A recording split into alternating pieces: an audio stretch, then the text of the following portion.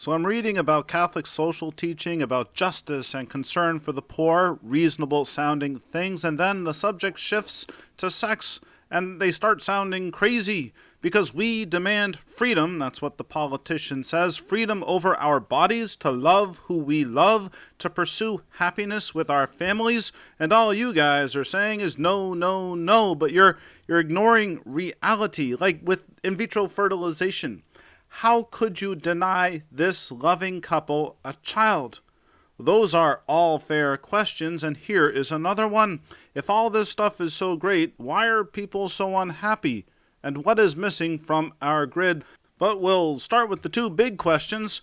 Who are they harming, and why do you care? Answer. Harm is being done to nature's plan for human sexuality. More on that in a second. And I'll give you 3 reasons why it makes sense to care. First, here is nature's plan. Sex leads to babies. It belongs within marriage to form a family. One more time, sex leads to babies. It belongs in marriage, which forms a family, because those babies need to be raised up so the whole thing can happen again and again and again. Healthy families interconnected in a strong society. That's one vision. It's not the only possible vision, but it's nature's model, and you throw up your hands in disgust. Nonsense. Not all sex leads to babies. Not all babies come from marriages. And some married people don't even want children. So your theory fails. Well, you're correct.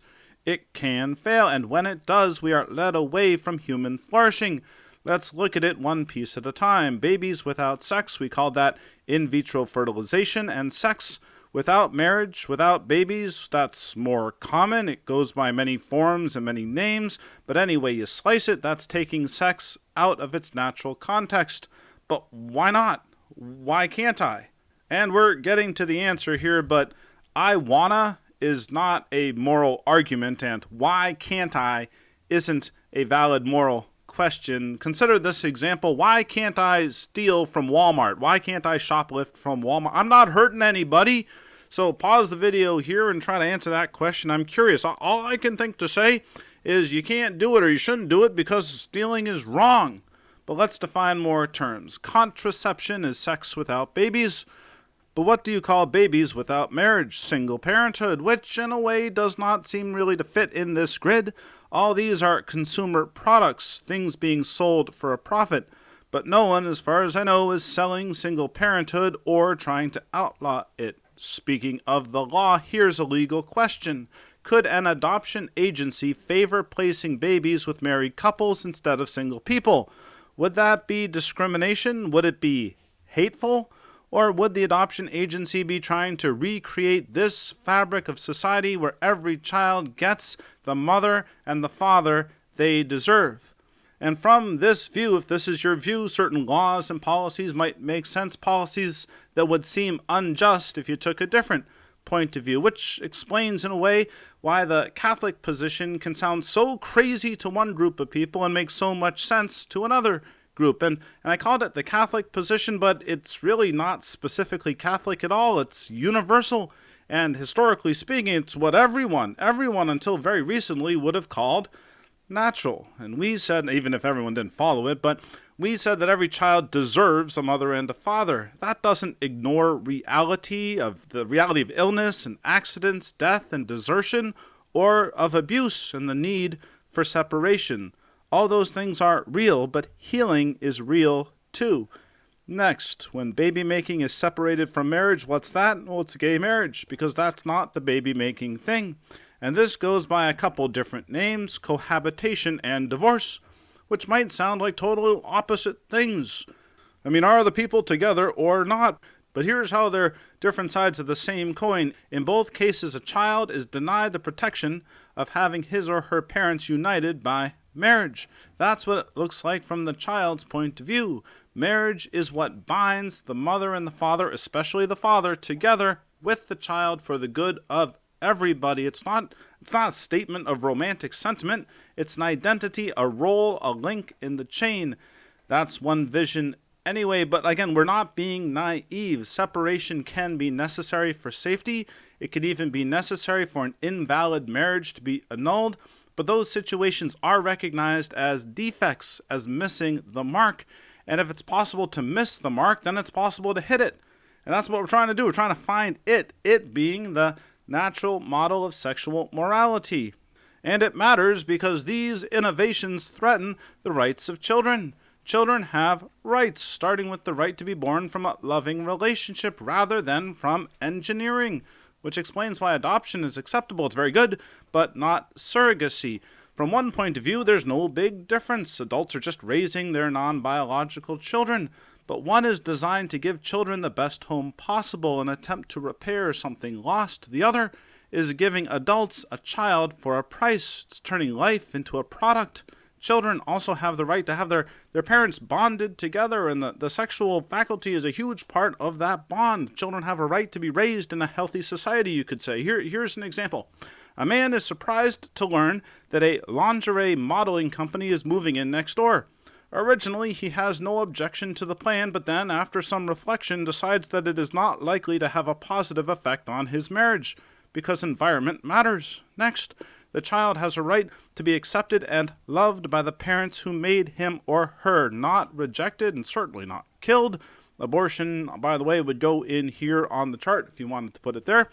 And when it comes to single parents, it's one thing to picture, if this is your picture of a woman working heroically to give her child the best life possible. But it's another to imagine the man who abandons his child and the child's mother. Isn't that some kind of crime? At the very least, we probably shouldn't be making it easier for men to abandon their families. Again, whose rights are we trying to protect here? And what is the point of marriage anyway?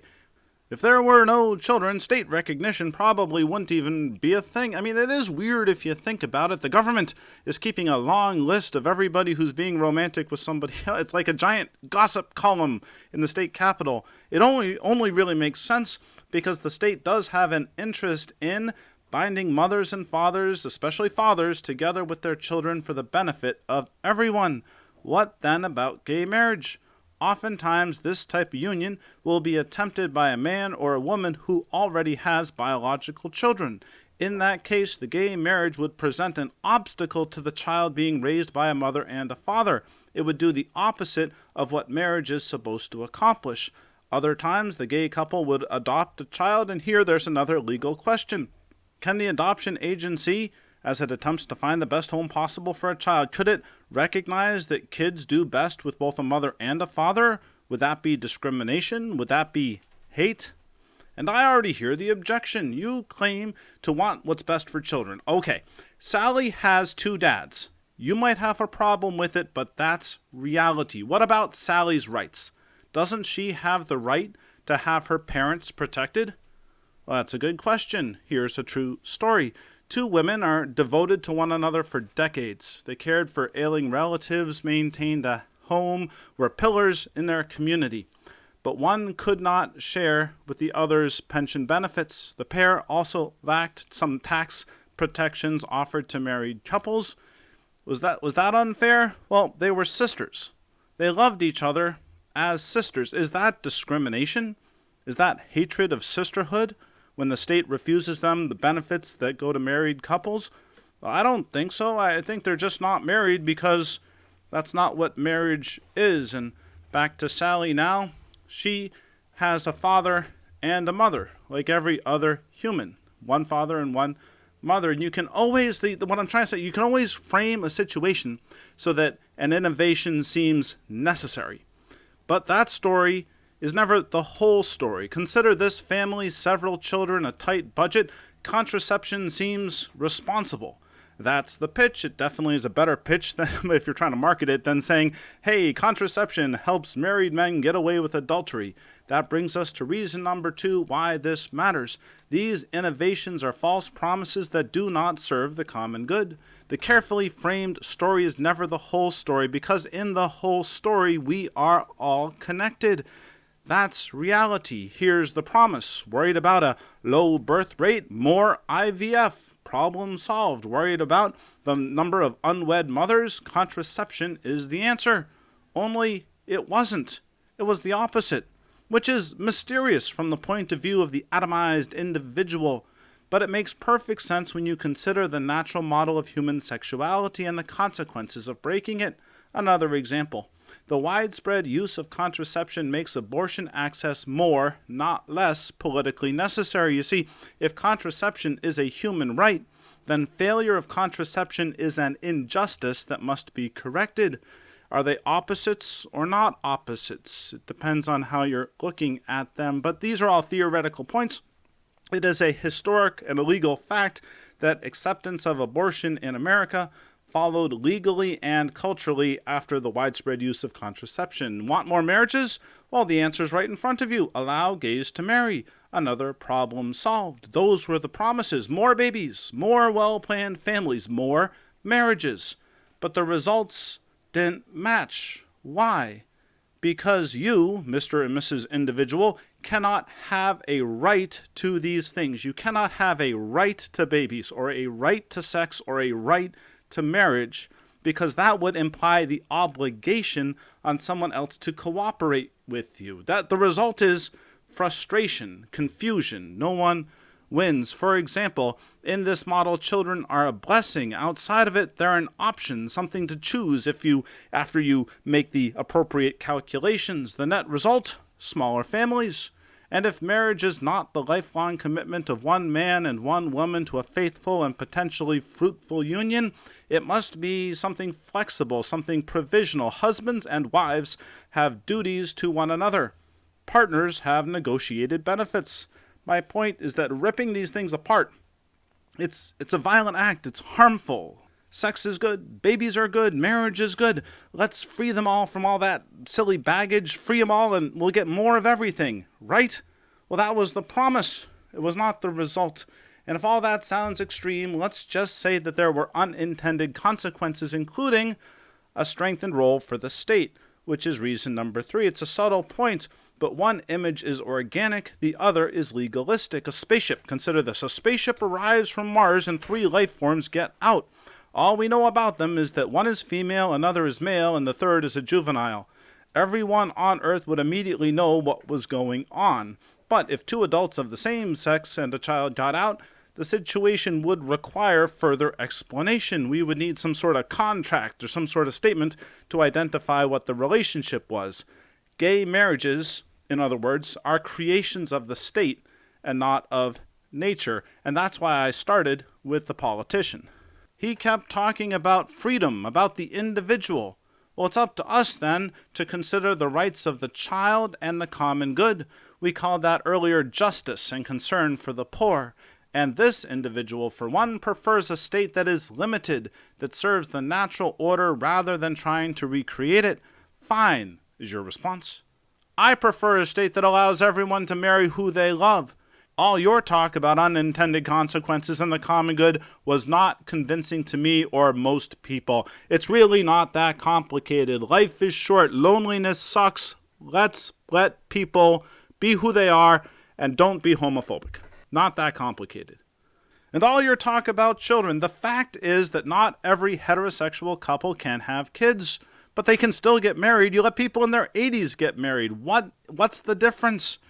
Because they're different types of things with different natures. Okay, you want to talk about nature? Being gay is natural. Some people are born gay. You cannot deny that. Well, yes, I can. I deny that any human behaviors are biologically determined. I deny governments the right to say that they are. Your DNA says you're going to act this way or that way. No, that experiment failed. It wasn't good. Your born gay hypothesis is not scientific. What you did is in your model, you isolated the individual and then looked around for explanations. Well, obviously the only explanations you could find came from within the individual because that's all that was left. But these behaviors are not inside the individual. They are only intelligible in a social context. Human behavior is so much more interesting than the, quote, born this way implies. Men and women are social animals. Aristotle tells us that. Everyone knows that. We cannot find meaning and fulfillment by focusing only inward.